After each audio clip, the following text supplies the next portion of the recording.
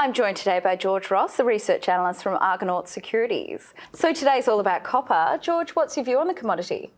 Look, I have a strong outlook moving forward for copper, both in the short and long term, with the ever-changing, global economy shifting more towards decarbonisation and the green energy transition. We will need more copper to fundamentally drive that transition.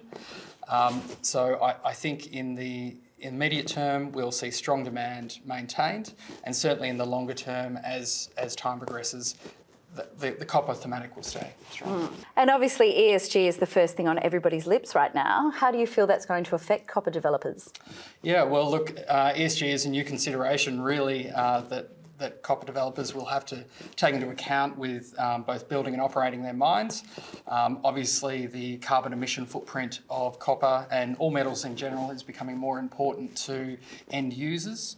I think that although it was something that was perhaps considered in the past, it's something that is a far stronger thematic these days, that it's even beginning to seriously affect the producers or the developers' ability to gain access to funds to develop their projects. Absolutely, because the funds are now pushing for it. That's right, yeah. Look, you have to play by the rules, that is something that certainly, especially out of Europe and the US, we are seeing this very, very, very strong tendency towards ESG and the performance of companies and how they're benchmarked against others. And in terms of copper demand, it's only really going to grow with the growth of EV. That's correct, yes. So the EV market is obviously accelerating in size and scale. Copper demand for EVs is probably going to double at least over the next few years, and into the future will accelerate.